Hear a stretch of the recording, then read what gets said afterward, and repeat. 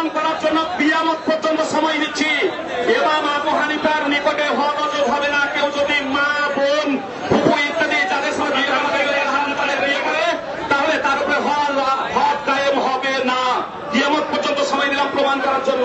আপনার আমি একটা কথা বলতেছি, মুরাদিন সাহাবান আর এই বক্তাদের এমন মুহূর্তে তিনি বক্তব্য রাখছেন, আমি একটা কথা বলছি, আপনার পূর্বে একবার সদনকে আপনি অপমান করেছেন।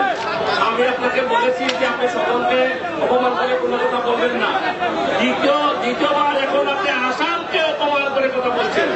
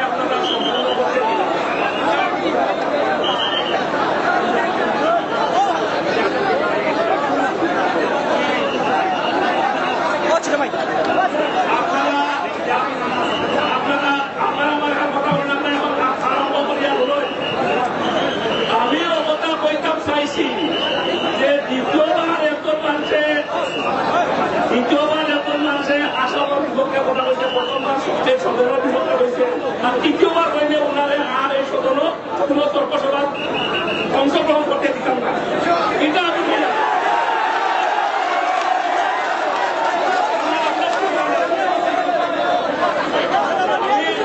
আমি বহুত চেষ্টা করতে আপনারা আমাদের পয়সা দিন না।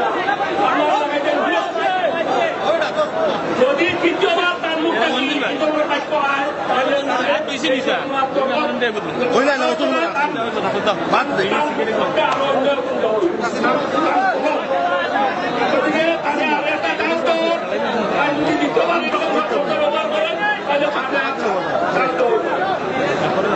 আর আমি একটা কথা আপনারা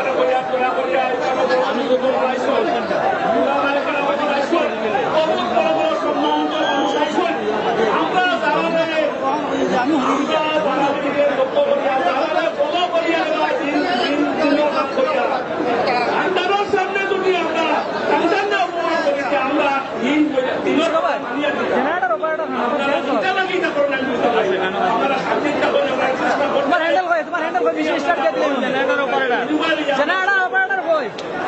হ্যান্ডেল হ্যান্ডেল হ্যান্ডেল হ্যান্ডেল মেশিনের হ্যান্ডেল তোমার তো হ্যান্ডেল बुझें इंशाअल्लाह।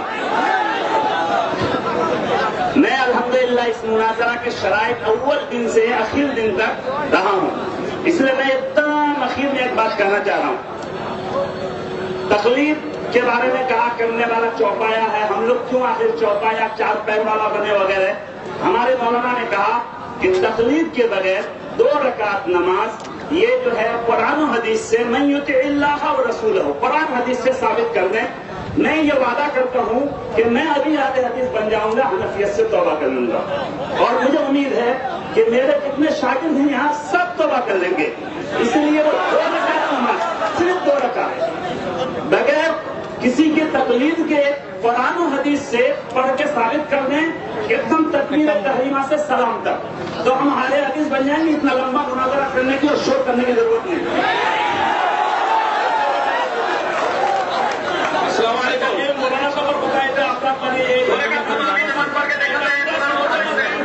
লম্বা পাশে বলে হ্যান্ডেলের উপরে কোনো ভাই স্টেজ কভার লাগে আমি জানি।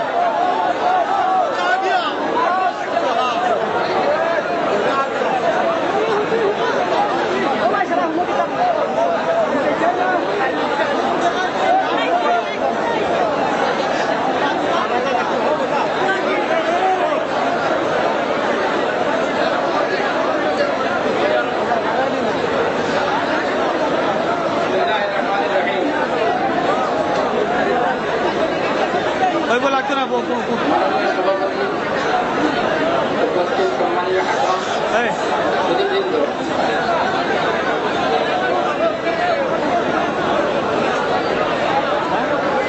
তখন পর্যন্ত কোরআন হাদিসের আলোকে আমাদের দাবি ছিল যে কোরআন এবং হাদিস থেকে তকলিদ নাজায়েজ বলে প্রমাণ করে দেওয়া। কোরআনের করিমের মধ্যে কোরআনে করিম মক্কায় মদিনায় এবং বিভিন্ন জায়গায় হুজুর সাল্লাল্লাহু আলাইহি ওয়াসাল্লামের উপরে অবতীর্ণ হয়েছে, তার বিভিন্ন পটভূমি এবং ব্যাকগ্রাউন্ডকে সম্মুখে রেখে কোরআনের আয়াত নাযিল হয়েছে। এইরকম পরিস্থিতি যদি অমুসলমানের বা মুসলমানের উপরে যারা বিদ্রোহী বিরোধিতা করেছে ওদের উপরে যেগুলো আয়াত নাযিল করা হয়েছে এইগুলা যদি আমি মুসলমানের উপরে ভিত করে দিই, নির্ভরযোগ্য কোন তফসিলও যদি থাকে সেইটা আয়াতটা মুসলমানের উপরে নাযিল হয়েছিল আর মুসলমানের দ্বারা মুকল্লিদিন এদের হকে নাযিল হয়েছে, এটা স্পষ্ট করে দিবা। তার মানে নিজের পরিচয়টা নিজে সুন্দরভাবে তুলে ধরা লাগে। একসময় হইবা যে আমরা আরে হাদিস কোরআন আর হাদিস ছাড়া অন্য কিছু মানি না, আর আরেক সময় ফিকহে হানফির যত ছোট ছোট কিতাব আছে, বড় কিতাব আছে, হাওয়ালার কিতাব আছে, ওগুলা থেকে হাওয়ালা উদ্ধৃতি করবা। এটা মানে বোঝাটার মধ্যে বড় একটা বিসঙ্গতি দেখা যাচ্ছে। গতিকে বিসঙ্গতিটা না করিয়া পাজুর না লাগাইয়া মানুষের সঠিক সুন্দর যেটা কথা আছে আপনাদের যে দল দাবি করছেন, যেটা দাবি আপনাদের প্রামাণিক ভিত্তি, বহু ভিত্তিগুলোর সামনে রাখতে আপনাকে প্রমাণ দেন কোরআন আর হাদিসের মধ্যে সহিহ মরফু মুত্তাসিল গায়র মুআরিজ হাদিসের দ্বারা যে তকলিদ করা নাজায়েজ শব্দটা আপনাদের দাবি পক্কা প্রমাণ করতা আর প্রমাণ করিয়া এরপরে আর যেগুলো আয়াত নাযিল হয়েছে নাযিল শুধু আয়াতগুলার যদি আপনাদের কইছেন যে মুসলমানের হক যদি কয়ে দিয়েছেন এটা পক্ষাটাও প্রমাণ করতা। এটা তো মানে সব কথা। এখন যদি গাড়ি একটা কেউ দিছে আর আমি গাড়িটা ওই মাসের মধ্যে ছাড়ি দিই, এটা তো অন্যায় কথা হইব, কারণ দিছে কেউ অন্য কোনো জায়গা আর এটা আমি ভিত করি যে আরেক জায়গা গতিকে আয়াত আহাদিস এগুলা দেখানো তার উপযুক্ত স্থান, সেই স্থানও ফিট করাটা হইল গিয়া ইমানদার মানুষের কাম। আর যার মধ্যে এই বস্তুটার অভাব আছে তারা যে কোনো জায়গার আয়াত যে কোনো হামনে ফিট করি দেয়। 2 নম্বর কথা, আমার পক্ষ থেকে একটা দাবি আছে যে আমরা তকলিফ যাই এবং বিভিন্ন সময়ে তকলিফ জরুরি এবং ওয়াজিব বলা হয়েছে। আশা আলিউল্লাহ মুহাদ্দিস রহমতুল্লাহ আলাইহি বলছেন সবাই মানে 2 রাকাত নামাজ সুন্দরভাবে কোরআনের আয়াত নাইবা সহি বুখারী সহি মুসলিম বা সুনানের কোন কিতাব থেকে সুন্দরভাবে দেখাই যেদিন বিনা তকলিদে দেখাই দেওয়ার পরে ওটার উপরে মানে সিদ্ধান্ত আমরা মানি না, আর কোনো কথা নেই। আর এইগুলা দুনিয়ার কথা হাজার কথা আছে, বলতে গেলে বহুত কথা।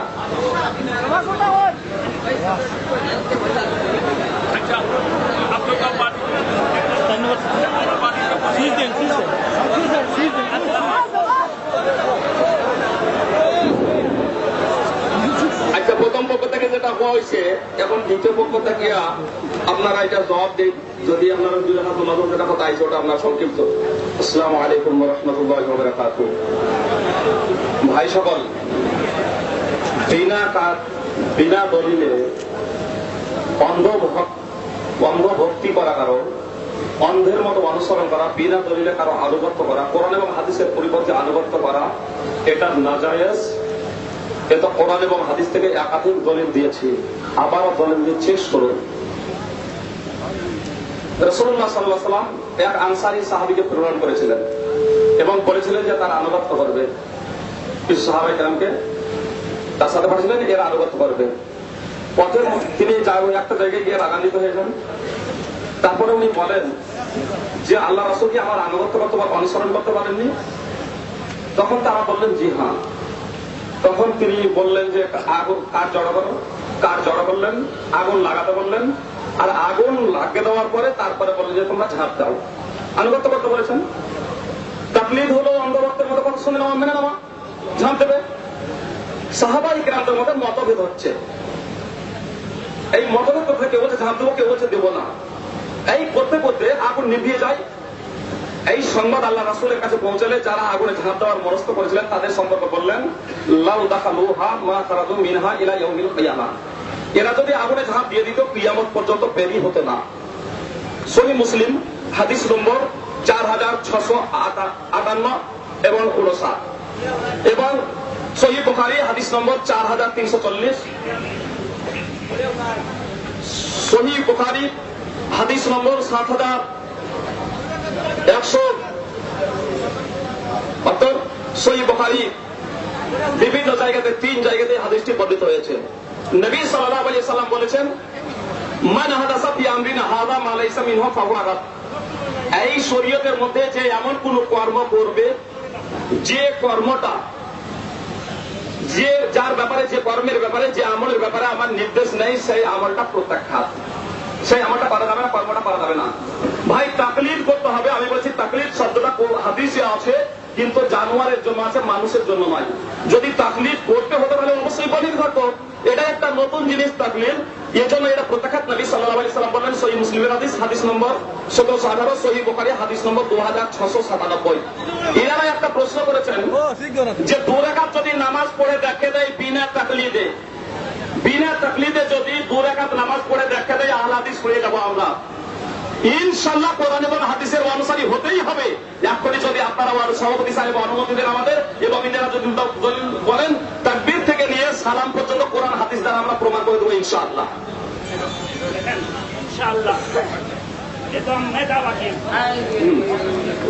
বললেই অসুবিধা নেই, এখনই প্রমাণ করে দেবো, লিখিত হয়ে যাক। বলেন শুধু সভাপতি সাহেব।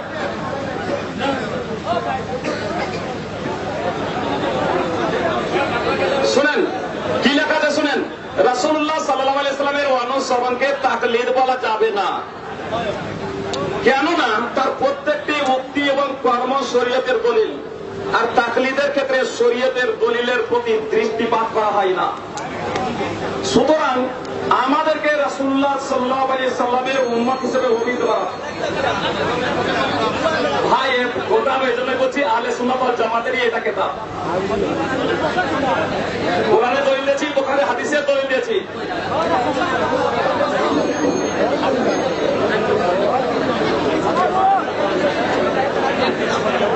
আমরা কেবল আপনার ফয়সল সাহেবের তরফটা গিয়া মাদানী সাহেবের তরফটা গিয়া 2 মিনিট পর লাগে আমি সাইকেল লাগান বইয়া খুঁজা লাগে।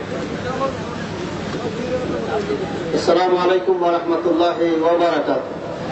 الحمد لله رب العالمين والصلاة والسلام على سيد الأنبياء والمرسلين نبينا وحبيبنا محمد وعلى آله وصحبه أجمعين. أما بعد, শ্রদ্ধাস্পদ আজকের এই মুনাজারা সভাপতি সাহেব, মুনাজিরিন হযরত, উলামায়ে কেরাম, শ্রোতাবৃন্দ,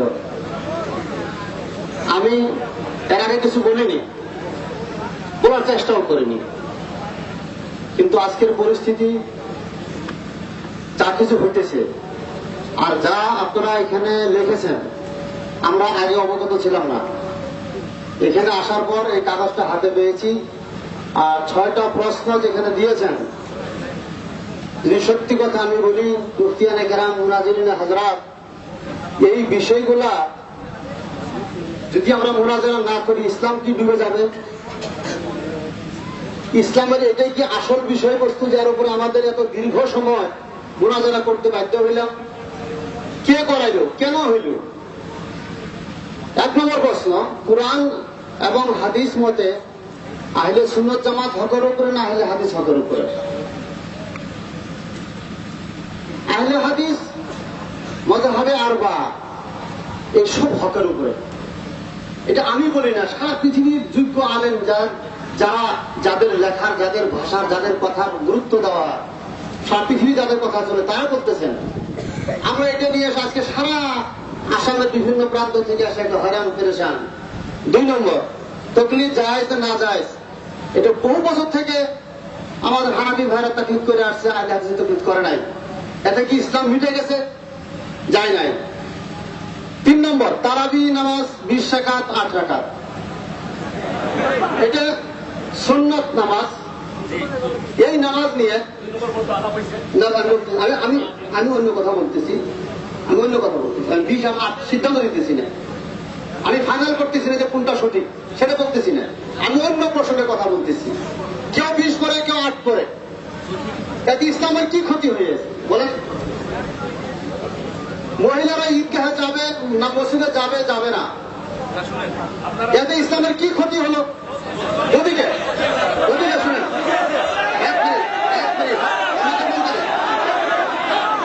ওদিকে যেটা আমরা এখানে আজকে কার্যসূচি নিয়েছি, আজকে 1 মিনিট, এই কার্যসূচি মোতাবেক কাজ করেন, হাঙ্গামা করেন না। আর আমি 2 পক্ষ মুনাজিরিনদেরকে বলবো, কটাক্ষ ভাষা বললে আমরা আজকে এখান থেকে বিদায় নিব। কারো কটাক্ষ ভাষা শুনতে এখানে আসি নাই। ইসলামের ক্ষতি হইতেছে, আপনি বসেন। গতিকে আমার কথা এই পর্যন্তই, আমি বসে গেলাম। না, আপনারা এখানে কারোর কথা বলবেন না, আপনারা এটা বলবেন না। এবার যেটা 2 রাকাত নামাজের কথা হয়েছিল, এই টাইমটা গেছে কি যদি আসে তাহলে আপনারা আরো 2 মিনিট সময় দিলাম। আপনি নামাজ যদি আসে তাহলে বলিয়া দেখাইলেন। না, বলেন না, 2 মিনিট সময় দিচ্ছি, নামাজ এরকম আসলে বলিয়া দেখাইলেন। নামাজ দেখাইতে হবে, অন্য কিছু না। নামাজের তৈরি আপনি আপনার আরেকটা কথা বই যাবেন, আসামিস কিতাবে আমরা বুঝবো না, আমরা মানে আপনারা আসামিস কিতাব দিয়ে দেখাইলে পারবো।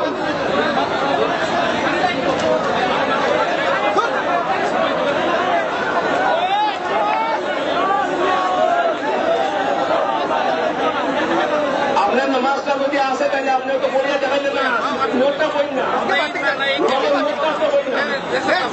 যদি আসে আপনার নোটটা বই না।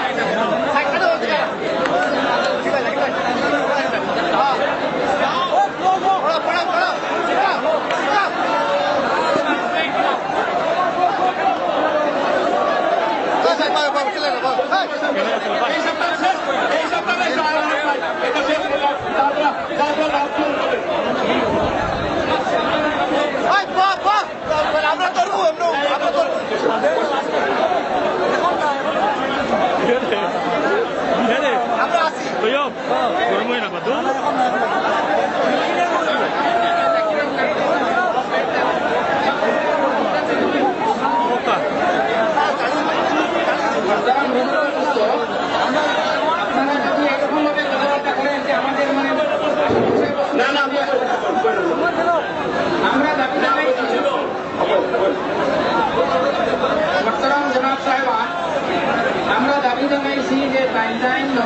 আপনারা দেখাইবা আপনি বন্ধ করেন, আপনি বন্ধ করেন, আপনি বন্ধ করেন, আল্লাহ আকবার আপনি বন্ধ করেন না।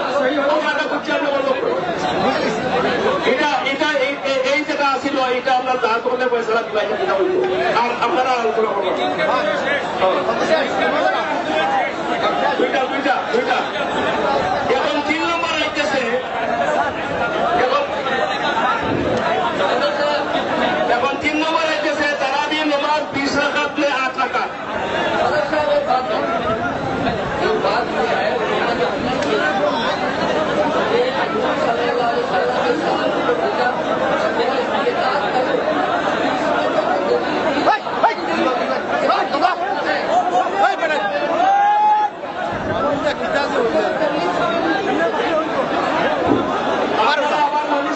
আপনারা আবার মানুষ হরাই বেশি বিরিয়ানি মানুষ হরাই আপনারা মানুষ হরাই আপনারা মানুষ হরাই।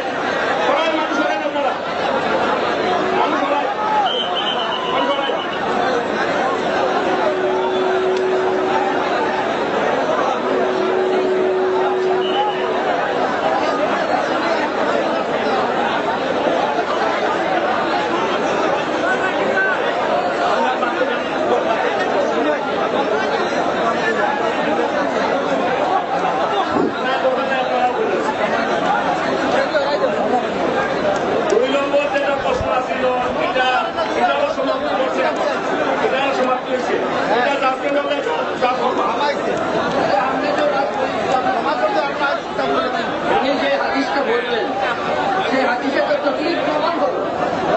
আল্লাহ রসুল বলছেন যে সাহাবিকে মানো, এর দ্বারাই তো তকলিফ প্রমাণ হলো।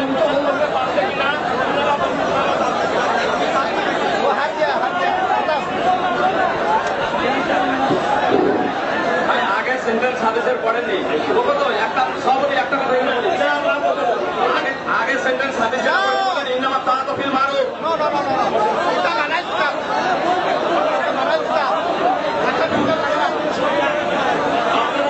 আপনারা শান্ত হয়ে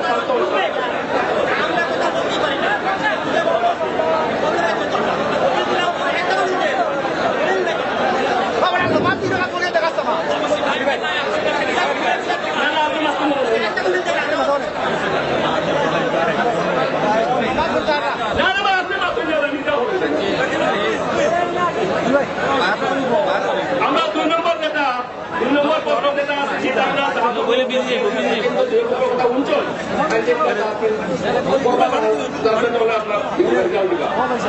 এখন 3 নম্বর প্রশ্ন আছে আপনার তারাবি নামাজ 20 রাকাত থেকে 8 রাকাত আর 8 রাকাত হইল আহলে হাদিস আর আপনার 20 রাকাত হইল আহলে সুন্নাত। গতিকে প্রথম প্রশ্নটা দেওয়া হয়েছিল, প্রথম সুবিধা দেওয়া হয়েছিল আপনার প্রথম পক্ষরে, দ্বিতীয়বার দেওয়া হয়েছে দ্বিতীয় পক্ষরে, এখন আপনার প্রথম পক্ষরে আবার দেওয়া হওয়ার যে এটা 8 টাকা আপনার 20 টাকা আপনারা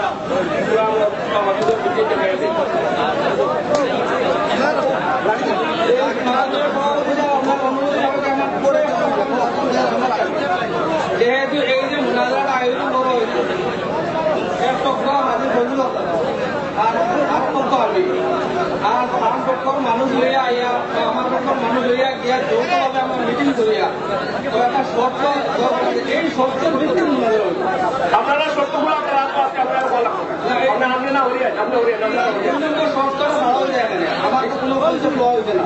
আপনার কনসেপ্ট নেওয়ার কথা না, কনসেপ্ট নেওয়া আপনার দাবি করলো ফাইনাল কিতাব আপনি না আপনারা বিষয়গুলারে দাবি করতে আপনি পক্ষে বলছেন তাই নিয়ে পক্ষে বলছেন এই শর্ত দেওয়ার জন্য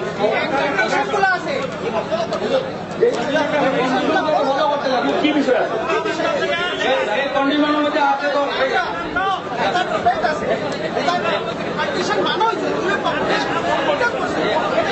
কন্ডিশনটা আছে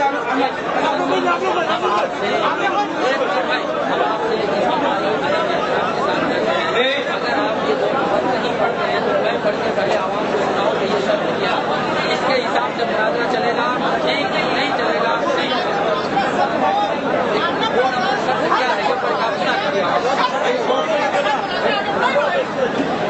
एक नंबर पे हम लोग आगे बढ़ गए। इसका ये मतलब नहीं कि हम आपका सब बातें मान लें, सदर बनाने का ये मतलब नहीं।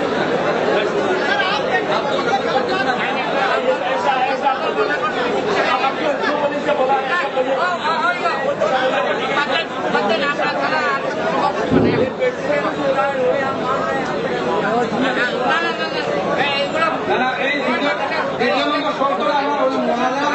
পক্ষ এক পক্ষ আপনারা জেলনে ভিডিও বানাই তো আপনি এটা মুনাজারা তন্ত্র করার কথা না দুই পক্ষ বানানি হয়েছে যে এই দুই পক্ষের যে শর্তগুলো উল্টা আমি সারা উঠাই দিতাম থেকে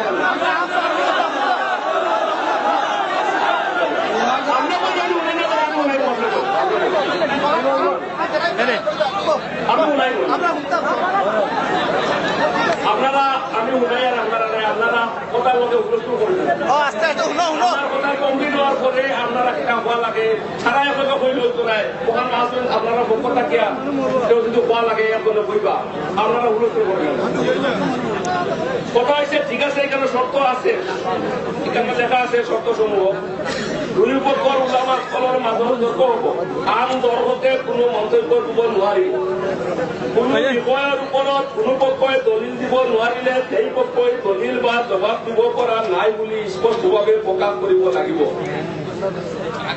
প্ৰতিপক্ষই মুনাজিৰ বেছি হলে 5 জনহে দিব পাৰিব 5 জন হৈ দেওয়া হৈছে যি পক্ষ মুনাজিৰাত হাৰিব সেই পক্ষই তৌবা কৰিব লাগিব প্ৰশাসনৰ অনুমতি ল'ব লাগিব জলসাৰ যাৱতীয় খৰচ জলসা পৰিচালনা কমিটিয়ে বহন কৰিব যাৰ জলসা কমিটিয়ে নিৰ্দিষ্ট কৰিব জলসা কমিটি দুই পক্ষৰ পৰা গঠন কৰা হ'ব ভিডিঅ' কেছেট কৰা হ'ব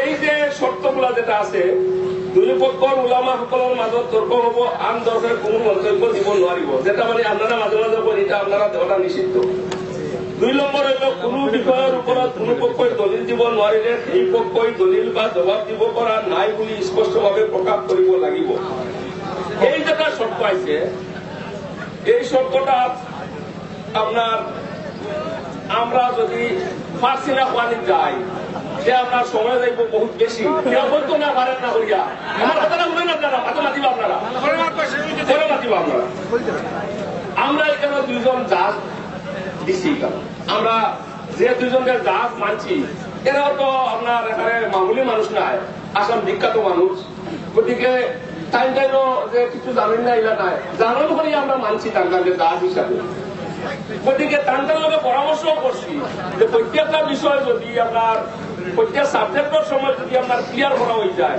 একটা উপস্থিত পরিবেশ হইব পরিবেশটা ঠিক থাকতো না আর যার কারণে বাকি আপনার কার্যক্রমটা পুরো হইত না এর লাগিয়ে আমরা দৈবর লাগে একটা পরামর্শ করিও ওটা একটা সিদ্ধান্ত উপনীত হয়েছি যে টাইম যেটা লাভ এটা নিশ্চয় এটা নোট করিয়া রাখলা আর ফাইনাল টাইম হুনাইবা আর হুনানির পরে যদি যে লোক আনিবা আপনারা যেটা শর্ত আছে এই শর্ত টাইম স্বীকারও করা লাগবে যে এটা নিশ্চয় স্বীকার করা লাগবে যার লোক যেটা পয়সাটা দিবা এটা কেউ স্বীকার করতে পারবে না টাইম যেটা পয়সাটা দিবা বলে এটা এর পক্ষ থেকে এটা যেটা হয়েছে এটা ভুল হয়েছে এটা তো টাইম ছাড়া তারা নোট করিয়া রাখা গতিকে নোটের উপরে টাইম যাবেন যখন দিবা তখন তো জানিয়া বুঝিয়াও দিবা এটা যে কোনো পক্ষে মানতে নাই ইলা কথা তো না এটা মানাও লাগবে এটা বাধ্যতামূলক গতিকে আপনারা মাঝে মাঝে বুঝিছ আপনারা এটা কথা চাই যে এটা হইতো না এটা সময়ও লেট হয়ে যাব আর নামও সমাধান হইতো না গতিকে আপনারা বিষয়টারে পুরা করতে দিন কিতাবর না হচ্ছে তো আপনারা বুঝরা সারা গতিকে কিনো আমরা আরম্ভ করি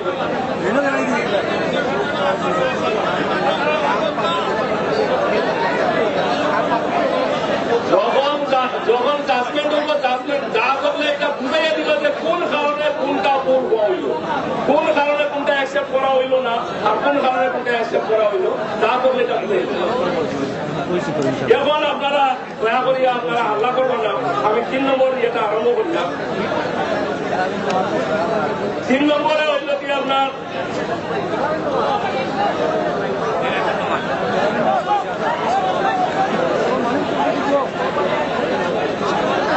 রবীন্দ্রনাথ 20 রাকাত নে 8 রাকাত ও মানে প্রথম পক্ষ 8 রাকাত আহলে হাদিসের পক্ষ থেকে হওয়া হয়েছে আর 20 রাকাত আহলে সুন্নাতের পক্ষ থেকে হওয়া হয়েছে এটা এখন প্রথম পক্ষ 8 রাকাত কিলা ওটা বুঝাই দিতে পারবে সময় 10 মিনিট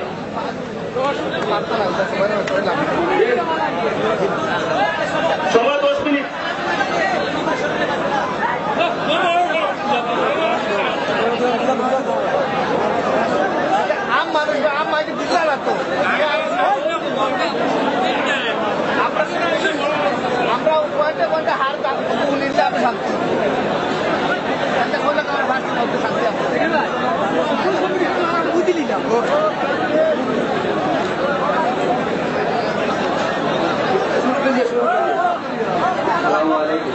بھائی تمہارا رسید لگے نا سن لینا تھوڑا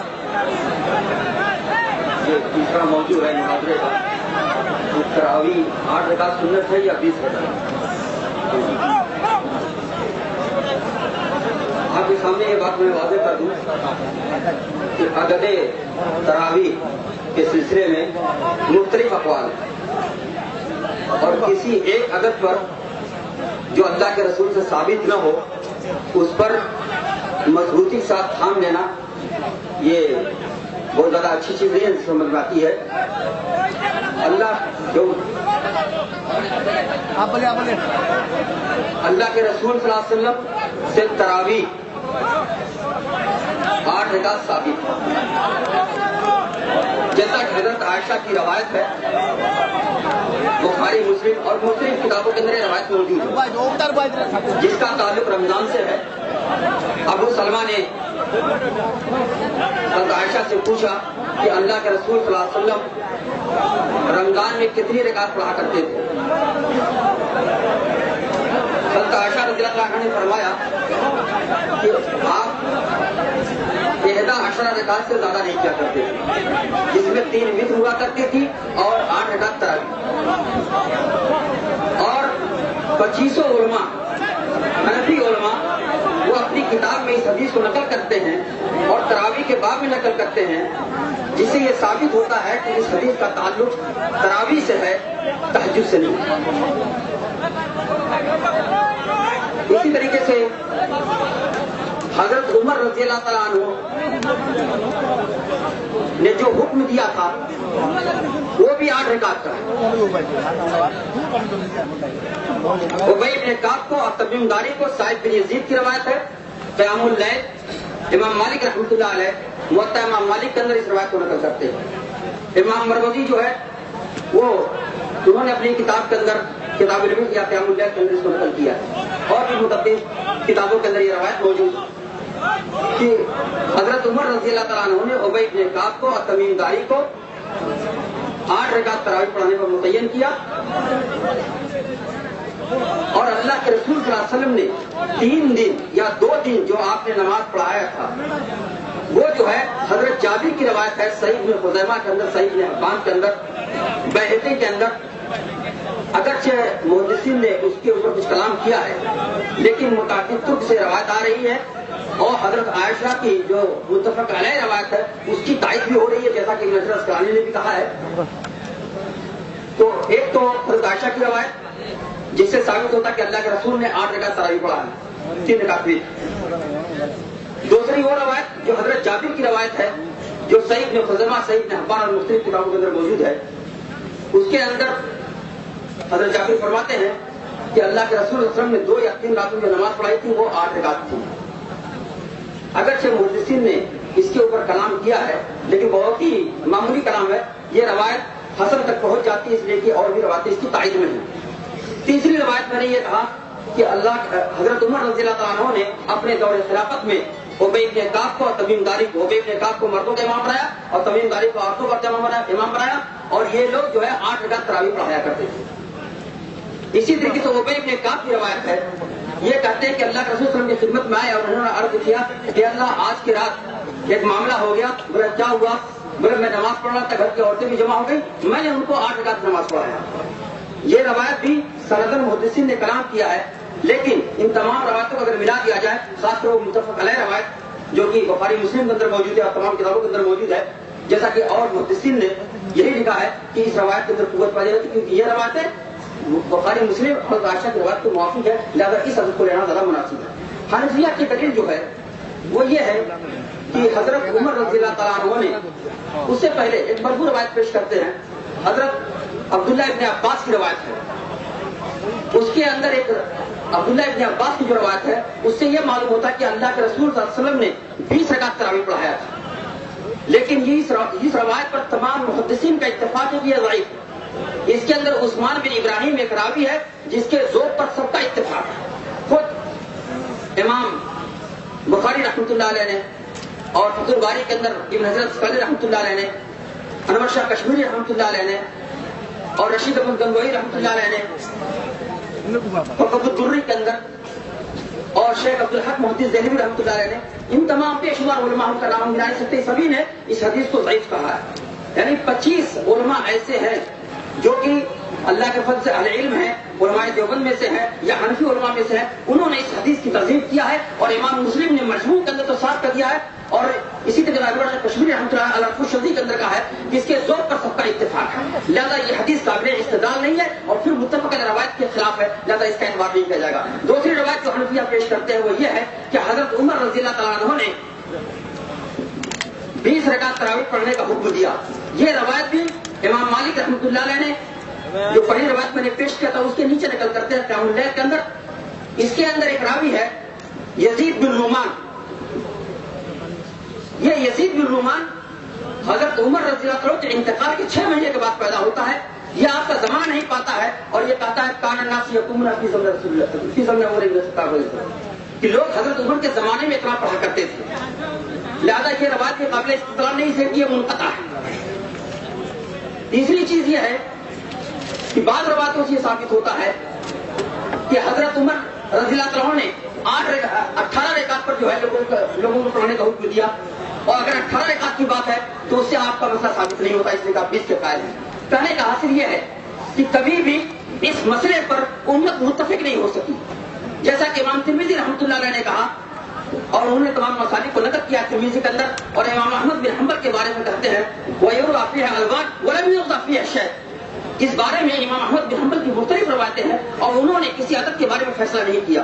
इसी तरीके से जो है उमर बिन अब्दुल अजीज रहमतुल्लाह अलैह के दौरे खिलाफत में ऐसे असहाब मिलते हैं, ऐसे सलफ मिलते हैं जिन्होंने क्या है 8 रकात तरावीह पढ़ा करते थे जमात के साथ। जो लोग ये कहते हैं कि 8 रकात कभी नहीं पढ़ी जाती थी, ये रवायत यहाँ पर मौजूद है और इसकी किताबों का हवाला मौजूद है। जैसा कि यहाँ पर क्या है शेख अब्दुल हक मुहद्दिस देहलवी को कहते लेकिन मुहद्दिसून क़ालू इन्न हाज़ा हदीस ज़ईफ़, यानी हज़रत इब्न अब्बास की रवायत के बारे में वह सही मा रवातु आयशा अन्नहु सल्लल्लाहु अलैहि वसल्लम रकअतन कमा हुआ आज कुछ में क़यामुल लैल व रवा अन्नहु काना बावसन फी अहद उमर इब्न अब्दुल अजीज यसुल्लून बि अहद अशरा रकअतन कस्तर लितशब्बुह बिरसूलिल्लाह सल्लल्लाहु अलैहि वसल्लम मातम सा सुन्ना कि हजरत उमर बिन अब्दुल अजीज के दौर में, उनके दौर खिलाफत में जो 90 हिजरी में 99 हिजरी में खिलाफत पर आते हैं और 102 में जो है इनकी खिलाफत खत्म होती है, यानी 2.5 साल या 3 साल का जमाना जो है, इसके अंदर यहाँ पर ये मौजूद है कि लोग जो है बाद लोग अल्लाह के रसूल सल्लल्लाहु अलैहि वसल्लम से मुशाबहत इख्तियार करते हुए जो है 8 रकात तरावीह पढ़ा करते थे। लिहाजा जो लोग ये कहते हैं कि 8 रकात तरावीह कभी नहीं पढ़ेंगे, उनसे मेरा ये सवाल है कि आप ये साबित कीजिए कि हजरत उमर रज़ियल्लाहु तआला अन्हु अल्लाह के रसूल सल्लल्लाहु अलैहि वसल्लम से 20 रकात साबित है। आप नबी की सुन्नत से साबित कीजिए कि 20 रकात तरावीह जो अल्लाह के रसूल ने पढ़ा है। रह गया हजरत उमर की जो सुन्नत है तो उसको आप सुन्नत क्यों कहते हैं? इसलिए कि सुन्नत जो है जो अल्लाह के रसूल सल्लल्लाहु अलैहि वसल्लम से साबित हो, लिहाजा उसको यह कहिए कि हजरत उमर का तरीका है, हजरत उमर ने इसको इस तरीके से पढ़ा तो ठीक है। लेकिन ये आप कहते हैं क्या, जैसा कि अनवर शाह कश्मीरी रहमतुल्लाह अलैह ने कहा कि इसको माने बगैर चारा ही नहीं कि 8 रकात तरावीह ही है, अल्लाह के रसूल से जो साबित है 8 रकात ही तरावीह है। हाँ, खुलफाए राशिदीन से या हजरत उमर रज़ियल्लाहु अन्हु से 20 रकात को भी सबूत मिलता है। तो सवाल पैदा ये होता है कि यहाँ पर आपको यह साबित करना है कि अल्लाह के रसूल सल्लल्लाहु अलैहि वसल्लम ने 8 रकात तरावीह पढ़ा है या पढ़ने का हुक्म दिया है। अगर आप ये कहते हैं हजरत उमर ने 20 रकात पढ़ने का हुक्म दिया और लोग पढ़ते रहे, मैं आपसे ये सवाल करूंगा, आप ये साबित कीजिए कि हजरत उमर रज़ियल्लाहु तआला अन्हु ने 20 रकात तरावीह पढ़ाओ। हजरत उमर से ये कहीं नहीं साबित है कि उन्होंने 20 रकात तरावीह पढ़ाओ, बल्कि 3 दिन या 2 रात जो अल्लाह के रसूल के साथ आपने नमाज पढ़ा है वो जो है 8 रकात के आधार पर पढ़ना भी 8 रकात साबित है। ये कहीं नहीं साबित है कि हजरत उमर ने 20 रकात तरावीह पढ़ी है। जहां तक आपके हुक्म की बात है उसके अंदर भी इनक़ता है। तीसरी चीज जो उसका खुलासा ये है कि इस आदत के ऊपर 20 की आदत के ऊपर कभी इत्तेफाक और इजमा नहीं हो सका। मजीद इसके बाद आगे मैं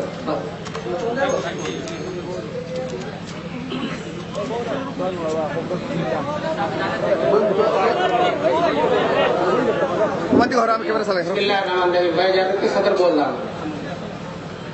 पहले तरावीह के बारे में सुनिए, पूरी तफसील तरावीह कैसे शुरू हुई पूरी तफसील आपको मालूम हो जाएगी इंशाअल्लाह। और सब सही रवायत तो बुखारी शरीफ में है میں بخاری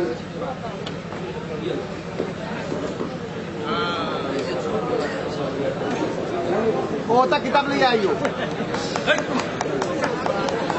کتاب لے آئی آپ کو لگا کتاب ہوگی جی صاحب بخاری میرے ہاتھ میں ترجمہ بھی کروں گا انشاءاللہ حدیث بھی کروں گا صرف حوالہ نہیں دوں گا حدثني بكير بن بكير قال حدثني الليث عن بكير حقيل بكير قال ابن شهاب اخبرني عروة عائشة اخبرته ان رسول الله صلى الله عليه وسلم خرج ليلة من جوف الليل فصلى في المسجد وصلى رجال بصلاته ترجمہ میں کرتا جا رہا ہوں. نبی کریم صلی اللہ علیہ وسلم ایک دن نکلے اور آپ صلی اللہ علیہ وسلم نے عشاء کے بعد رمضان میں تراویح کی نماز پڑھائی اور لوگوں کو نماز بہت اچھی لگی. اتنا لطف آیا کہ اس کا بڑا چرچا ہوا اور بھائی پڑھنے والے جناب نبی کریم صلی اللہ علیہ وسلم مسجد نبوی میں پڑھی جا رہی ہے. پیچھے صحابہ کرام ہیں یہ کہتے ہیں ثابت کیجیے حضرت عمر نے پڑھی کہ نہیں پڑھی. خیر وہ بھی دیکھیں گے. تو اس کے بعد دوسرے دن اس کا اور چرچا ہوا. دوسرے دن بہت سارے لوگ آ گئے. نبی کریم صلی اللہ علیہ وسلم نے دوسرے دن بھی پڑھائی. تیسرے دن یہ بخاری میرے سامنے ہے میں اس کا ترجمہ کرتا جا رہا ہوں. تیسرے دن بھی اور زیادہ ہو گئے لوگ. نبی کریم صلی اللہ علیہ وسلم نے ان کو تراویح پڑھائی. چوتھے دن مسجد اپنے باشندوں سے آنے والوں سے تنگ ہو گئی. یعنی اتنے لوگ ہو گئے پڑھنے والے کہ مسجد میں ان کے لیے جگہ نہیں رہی. اب وہ عشاء کی نماز کے بعد نبی کریم صلی اللہ علیہ وسلم اپنے حجرے اقدس میں تشریف لے گئے اور جو حجرہ حضور کے لیے بنا ہوا تھا اور صحابہ کرام انتظار کرتے رہے. بیٹھے انتظار کرتے رہے یہاں تک کہ صبح ہو گئی. نبی کریم صلی اللہ علیہ وسلم اپنے حجرہ انور سے باہر نہیں نکلے اور یہ لوگ مسجد سے باہر نہیں گئے اس لیے کہ اس نماز کا شوق تھا. حضور کے پیچھے پڑھنے کی تمنا تھی. خیر نبی کریم صلی اللہ علیہ وسلم جو شعر و شاعری تو نہیں کرنا لیکن ایک بہت مست شعر یاد آ گیا بہت پرکیف ہے. ادھر وہ در نہ کھولیں گے ادھر میں در نہ چھوڑوں گا. حکومت اپنی اپنی ہے ادھر ان کی ادھر اپنی. اگر حضور اپنے حجرے سے نہیں نکلے تو صحابہ کرام مسجد سے نہیں گئے. کتنے لوگ تھے مسجد میں؟ مسجد تنگ ہو گئی تھی بالکل بھر کر باہر ہو گئے تھے لوگ.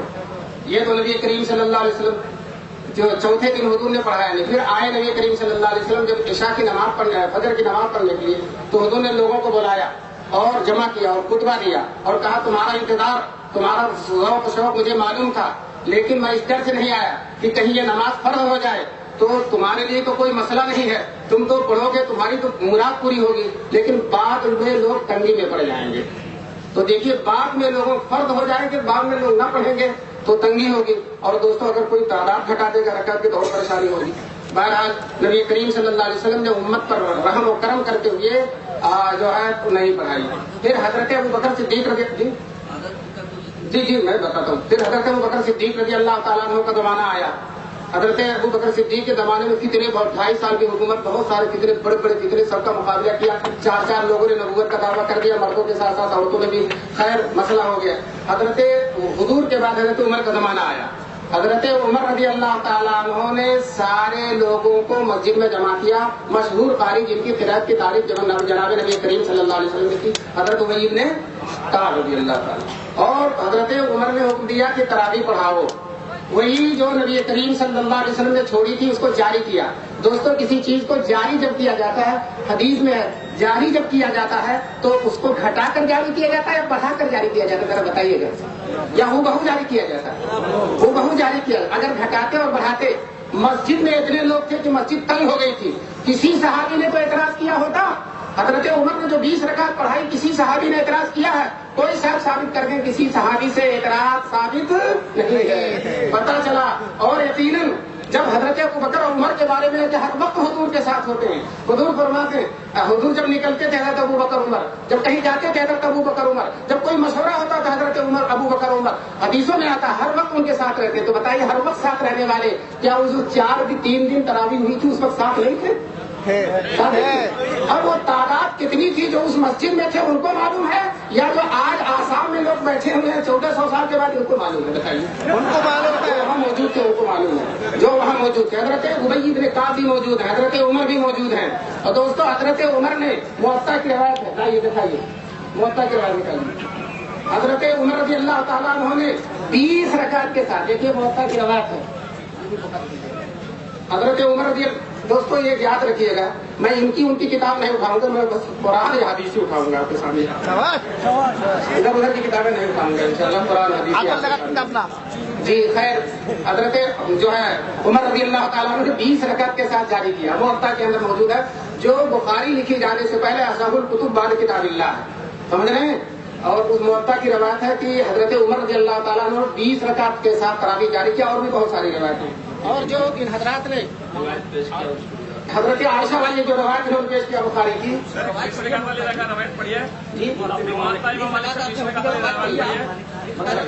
یہ وقت 15 منٹ میں نہیں ہوگا. نہیں ہاں 1 گھنٹے کا ٹائم لگے گا. আপনারা পিছনে আপনারা মধ্যে কুচ্ছ করতে দেন. بند کرو. کے زمانے میں لوگ 20 رکعت پڑھتے تھے. جی آپ کا جو وہ کیا کرتا بولیے مسلم مناظر আপনারা মত বলিয়ে বিষ্ণু মত বলিয়ে بدتمیز ہے بدتمیز ہے بدتمیز ہے. اور رسول بخاری میں حضرت عائشہ. اب یہ بتائیے وہ مسجد میں جو لوگ تنگ ہو گئے تھے اس میں صحابہ کرام سارے کے سارے موجود تھے کہ نہیں بتائیے؟ مسجد بھری ہوئی تھی کہ نہیں تھی؟ اب اگر اس نماز کے بارے میں پوچھنا ہوتا تو راوی حضرت عائشہ سے کیوں پوچھتا؟ حضرت مسجد جب بھری ہوئی ہے تو صحابہ سب ایک دوسرے سے پوچھ سکتے ہیں. حضرت عائشہ تو اپنے حجرے کے اندر ہے. جی دلیل اس بات کی ہے کہ مسجد جب بالکل بھر جائے تنگ ہو جائے تو آخر تک مسجد بھری ہوئی ہے، آخری سب عورتوں کی ہوتی ہے، اس دن عورتوں کی سب نہیں تھی. اب سنیے حضرت عائشہ سے سوال کرنا ہی اس بات کی دلیل ہے کہ کسی اور نماز کے بارے میں سنان سے دیکھیے راوی ما کان رسول اللہ. حضرت عائشہ جواب دیتی ہے بخاری سے، ما کان رسول اللہ صلی اللہ علیہ وسلم یزید فی رمضان ولا فی غیرہ. یہ فی غیرہ اللہ جزائے خیر ہے حضرت عائشہ رضی اللہ تعالیٰ عنہ کو.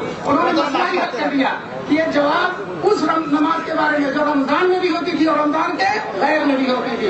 آج آسام کے اتنے لوگ بیٹھے ہیں، آپ نے رمضان کے غیر میں تراویح پڑھی ہے؟ پتا چلا یہ وہ نماز ہے جو رمضان کے غیر میں ہوتی تھی. اور دوستوں رمضان کے غیر میں تہجد کی نماز ہوتی ہے. کہاں مارو گھٹنا پھوٹے سر، کہاں کا عید کہاں کا روڑا ہے پتا رہے. اور سنیے اگر یہ اسی حدیث سے یہ دو رکعت کر کے پڑھتے ہیں، جو 8 پڑھتے ہیں 2 رکعت کے پڑھتے ہیں. اور حضرت عائشہ فرماتی ہیں یصلی اربع، حضور 4 رکعت پڑھتے تھے. یہاں بھی مخالفت کر رہے ہیں، 2 رکعت پڑھتے ہیں، حضور پڑھتے تھے 4 رکعت. جی اور سنیے اس میں ہے 11 رکعت تہجد کی، 8 رکعت تہجد ہے اور 3 رکعت وتر ہے. یہ حضرات اپنی طرف سے اس کی تشریح کرتے ہیں کہ 8 رکعت تراویح ہے. دوستوں حدیث میں اپنی طرف سے نہیں چلے گا، جو اللہ اور اس کے رسول کی طرف سے وہی چلے گا، اس کے علاوہ نہیں چلے گا.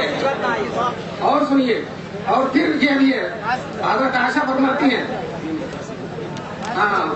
ثم يصلي ثلاثا، پھر آخر میں 3 رکعت حضور پڑھ لیتے تھے. بتائیے یہاں ہے پڑھانے کی بات اور یہاں پڑھنے کی بات. یہ حدیث میں حضرت عائشہ کہتے پڑھتے تھے پڑھاتے نہیں تھے.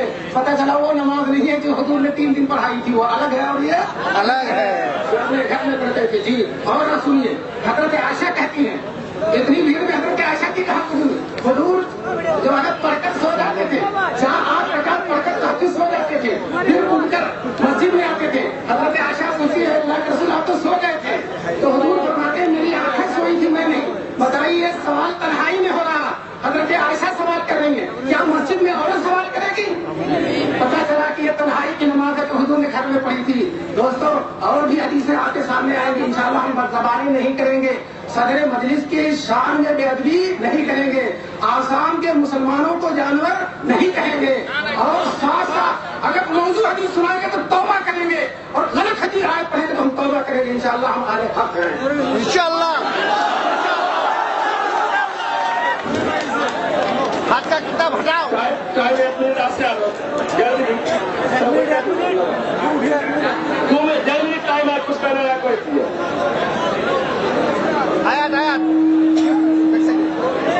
آیات سے مارو. ہاں راو انشاءاللہ.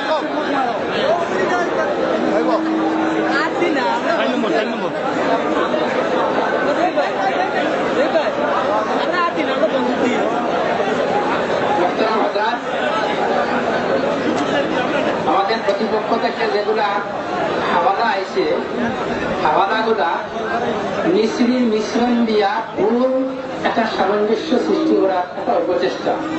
তাহাজ্জুদের নামাজে তারাবির নামাজ বলি মানুষের একটা ভ্রান্ত ধারণা দেওয়ার একটা চেষ্টা করছেন।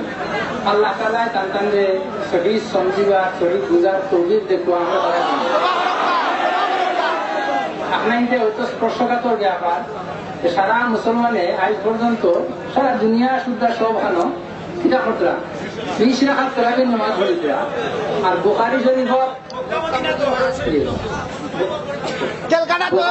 বুখারী শরীফের হাদিস আনিয়া কোন কইতরা যখন হুজুরে একটা হাদিস পড়ছেন, হাদিস পড়ে ওনারা বুঝিয়ে দিয়েছেন যে হুজুর সাল্লাল্লাহু আলাইহি ওয়াসাল্লামে এই নামাজ পড়ার বাদে সাহাবায়ে একবার আয়েশারে জিজ্ঞাসা করতরা বলে হুজুর হুজুরের নামাজ কি আছে, হুজুরের নামাজ কি আছে, কতখান লম্বা আছে, কতখান সুন্দর আছে, কথা জিজ্ঞাসা করতরা।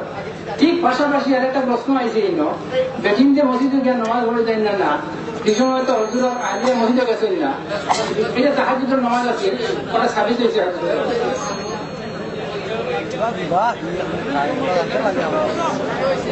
আসসালামু আলাইকুম ওয়া রাহমাতুল্লাহি ওয়া বারাকাতুহু। No,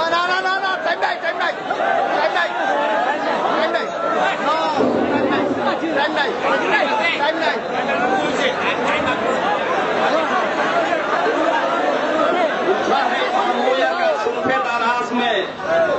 लो आप अपने दम में सैयद आ गया हैरे যখন যাচ্ছেন তখন চিৎকার চেঁচামেচি কেন করছেন? আরে শহীদ কইতেছে ইয়াজিদ বিন রোমানের